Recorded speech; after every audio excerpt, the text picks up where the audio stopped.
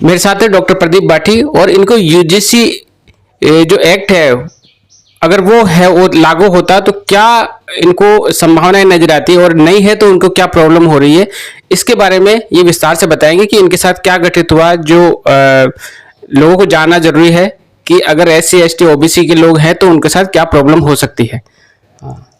मैं पहले तो आपको ये बताना चाहता हूँ कि 2015 के अंदर CPS का कोर्स आया था। ये पहली बार एग्जाम हुआ था, तो उसमें मेरी 81 रैंक थी।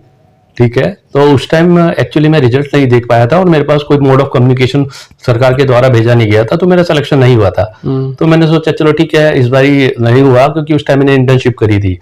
फिर 2017 के अंदर एक वापस से राजस्थान सरकार के थ्रू एक क्या बोलते नोटिफिकेशन आया अखबार के अंदर कि जिसने नीट PG 2017 दी है ना, उसको CPS उसके स्कोर के बेस पे CPS का सिलेक्शन किया जाएगा। और मैं उस टाइम इन सर्विस कैंडिडेट था, तो मैंने उसके लिए अप्लाई किया और मेरा उसके लिए उन्होंने डॉक्यूमेंट वेरिफिकेशन के लिए बुला लिया, जिसमें मेरा 122वां रैंक थी। अच्छा, ठीक है। फिर उसके बाद क्या हुआ कि जो उसका जो ब्राउचर था, उस ब्राउचर को अच्छी तरह फॉलो नहीं किया। जो उस टाइम जो PHS थी वीनू गुप्ता मैडम, उन्होंने उस ब्राउचर को फॉलो नहीं किया और नेक्स्ट डे ही केवल 33 बच्चों का सिलेक्शन किया। ठीक है ना। और ब्राउचर को अगर वो फॉलो करती तो पहले या फिर नोटिफिकेशन निकालती, कुछ गवर्नमेंट नोटिफिकेशन निकालती, क्योंकि उन्होंने तो ये नोटिफिकेशन निकाला था। अच्छा, उसके बाद उन्होंने वैसे जो डॉक्यूमेंट वेरिफिकेशन के लिए बुला लिया, सबके लिए बुला लिया, और क्या बोलते हैं उसके बाद ये लिस्ट निकाल दी। तो हम उस टाइम मिलने भी जा रहे थे, पर वीनू गुप्ता मैम हमसे मिली नहीं। ठीक है। फिर उसके बाद हमने सिंगल बेंच पे रेट लगाई, तो सिंगल तो आपके पास किसी को इन्फॉर्मेशन नहीं आई मेल के थ्रू, या उन्होंने कोई लेटर पे भेज के आपको इन्फॉर्मेशन दी हो कि आपका सिलेक्शन होने वाला है? नहीं, ऐसा होता तो मैं क्या बोलते कि रेट ही नहीं लगाता ना। अच्छा, रेट ही नहीं लगाता। अब 2017 से मैं ये केस डबल बेंच में लड़ रहा हूँ। अच्छा, हाँ, ठीक है ना। और अभी तक मैं आहत हो रहा हूँ। ठीक है। केस का नंबर है अपने मैं आपको केस का नंबर बताता हूं। स्पेशल रेट है 10411041 2018।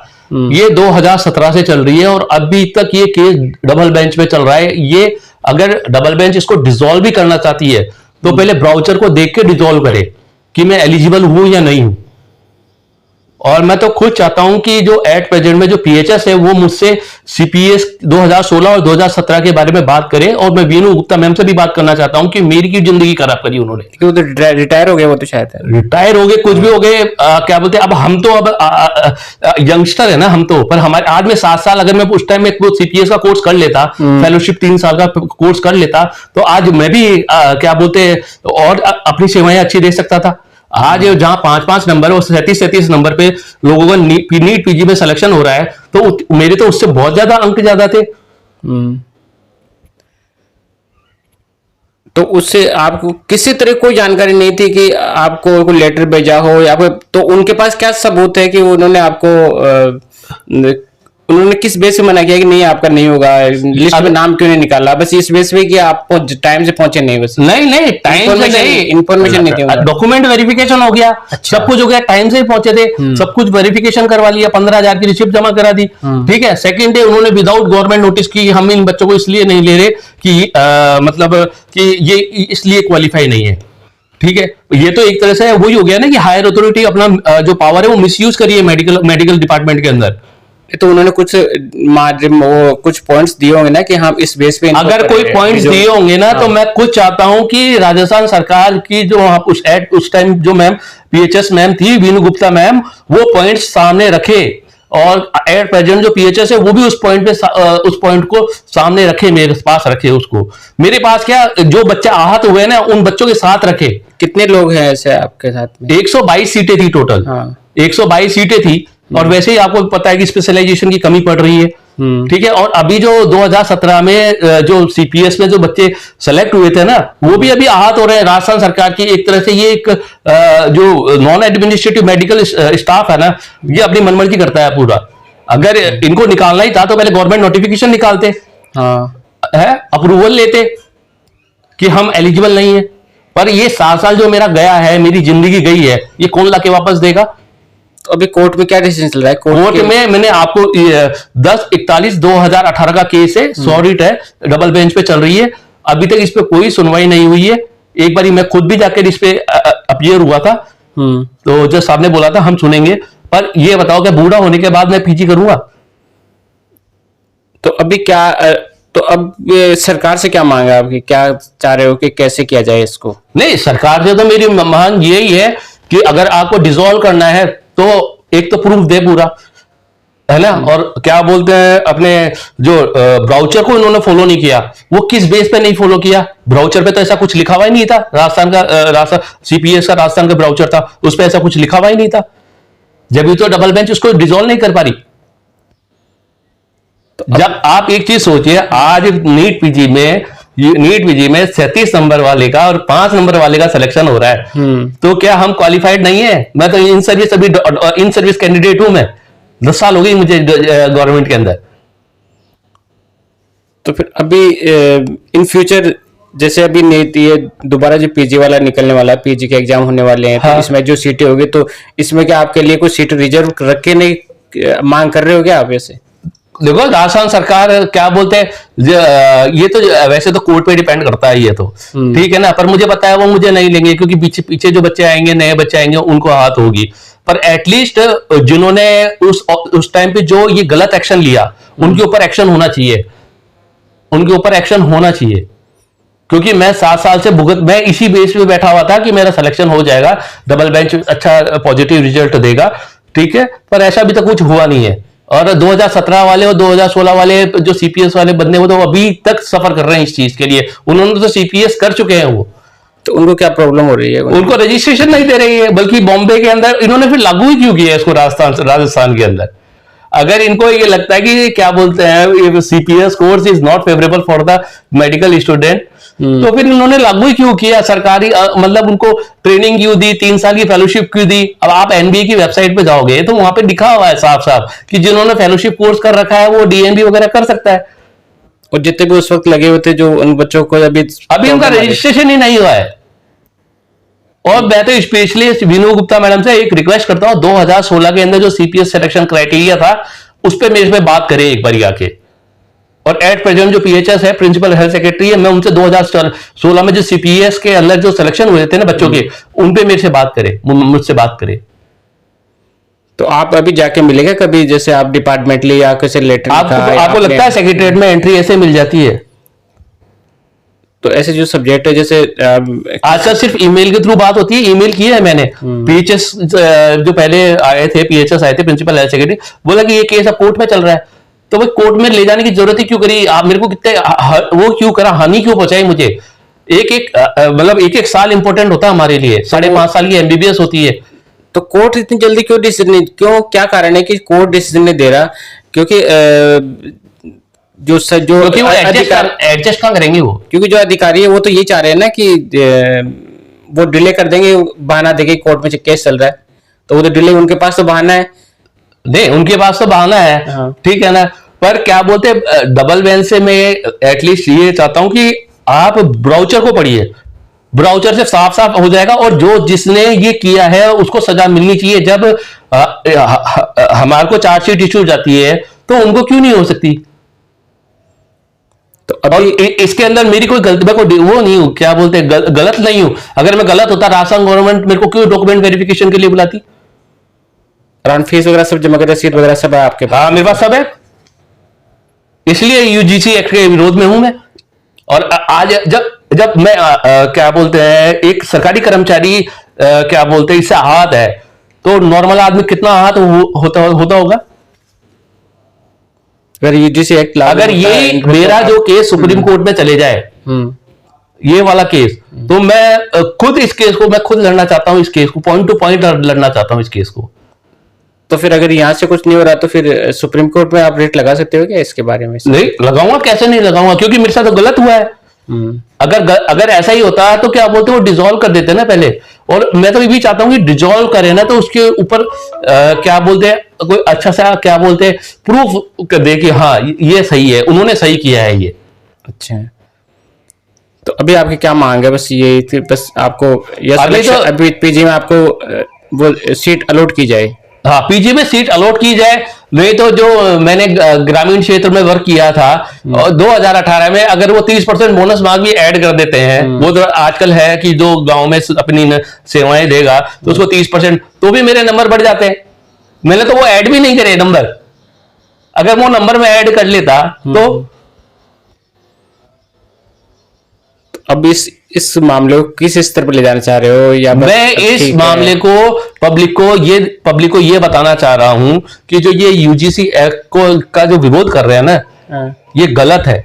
आप पहले एक बारी जनता जो ये अभी जो क्या बोलते हैं हायर अथॉरिटी से जो लोग क्या बोलते हैं परेशान हो रहे हैं ना, पहले उसके बारे में जाने,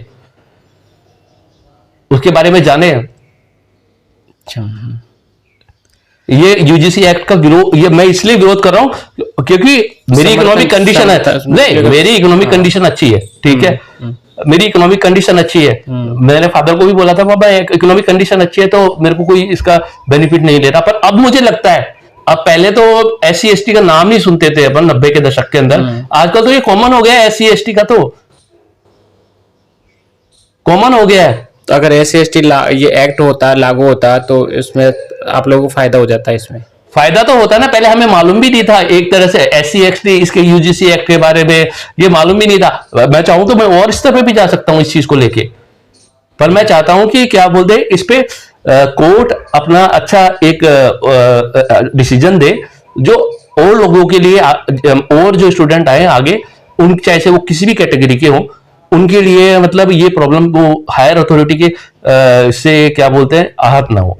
और मैं एक कोर्ट से एक विनती और करता हूं कि जो नॉन मेडिकल एडमिनिस्ट्रेटिव स्टाफ है, ठीक है, जैसे राजस्थान जुडिशियल सर्विस है, इंडियन एडमिनिस्ट्रेटिव सर्विस है, इंडियन पुलिस सर्विस है, तो हम राजस्थान मेडिकल सर्विस का भी गठन करना चाहिए।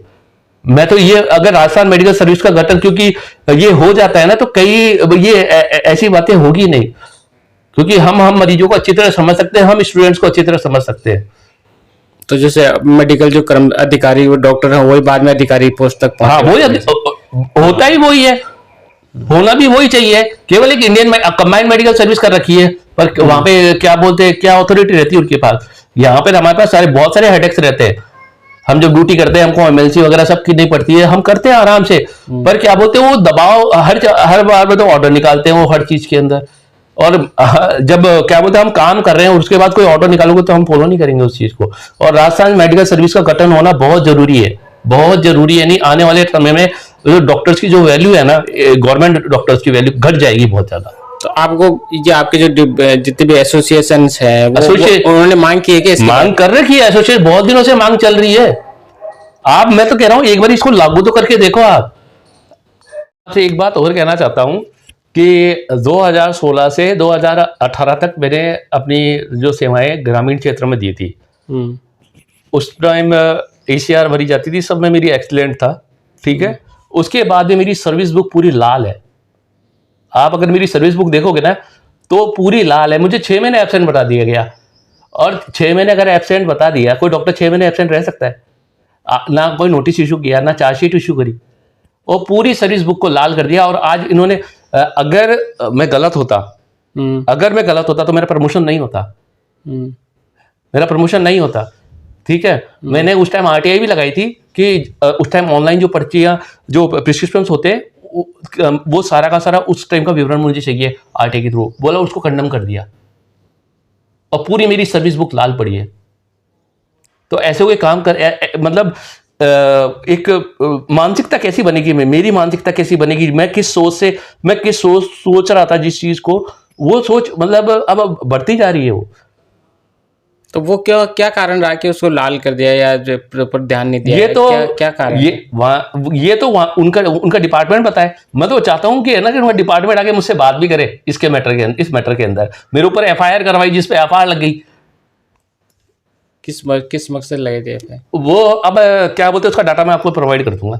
आप जैसे SC के हो तो इस वजह से प्रॉब्लम आई क्या ये, या फिर ठीक है कि देखो ये नॉर्मल मामला है? सही बात बताओ ना, जो अगर पढ़ने वाला बच्चा होता है ना, उसको तो क्या बोलते हैं, पहली बात तो वो इस चीजों में ध्यान नहीं देगा, SC/ST एक्ट, वो तो है, हाँ। ठीक है ना। क्योंकि मैंने भी SC ST का एक बारे में कभी ध्यान नहीं दिया था। 10th के अंदर मेरे पापा ने मुझे अपना जाति प्रमाण पत्र देने के लिए कहा था। हाँ, वो उस online टाइम मुझे होता पता है। लगा था, क्योंकि मेरा जो सरनेम है वो भाटी के नाम से है, ठीक है ना। तो मैं तो नहीं जानता था, पर उस टाइम इतना ज्यादा भेदभाव नहीं होता था। पर अब तो आजकल खुलेआम होने लग गया है SC ST। हाँ, ये तो नॉर्म आजकल जैसे जैसे खुलेआम होने लग गया, मतलब आजकल जातिवाद ज्यादा है। जैसे SC ST के लोग पढ़ रहे हैं, OBC के SC ST OBC के लोग पढ़ने लगे और वो उन पदों नहीं, आप उसकी वजह से दिक्कत आ रही होगी सब लोगों को। नहीं, जैसे कि क्या बोलते हैं, कोई दिक्कत नहीं आ रही है, किसी को कोई दिक्कत नहीं आ रही है। दिक्कत वहां आ रही है कि क्या बोलते हैं, उनको इतने कम नंबर पे सीट क्यों मिल जाती है। पर आप वो जो इसके विरोध में है, आप खुद सोचिए कि आपके कम्युनिटी किस स्तर तक पहुंची हुई है। और जो SC ST एक्ट लागू है, ठीक है ना, जो 40% का क्राइटेरिया है, उस पे कितने लोग क्या बोलते हैं, हायर अथॉरिटीज पे बैठे हुए हैं।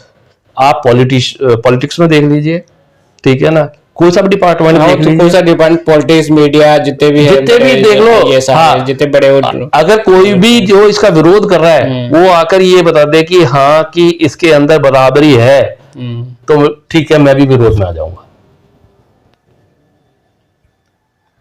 और मैं तो कहता हूं जो सबसे पहले विरोध करे ना, मेरा ये क्या बोलते हैं ना, सुप्रीम कोर्ट ले जाए, क्या बोलते हैं, मेरी रिट को सुप्रीम कोर्ट ले जाए, ठीक है ना। और आप सुप्रीम कोर्ट जो राय देना चाहेगा वो दे। तो ठीक है, तो ये थे प्रदीप भाटी और इन्होंने जो भी इनके साथ बीती उन्होंने बताया, उनके जो अनुभव हुए उसके बारे में बताया। अगर आपको वीडियो पसंद आए तो लाइक, शेयर और सब्सक्राइब करें। मिलते हैं अगले वीडियो में। नमस्कार।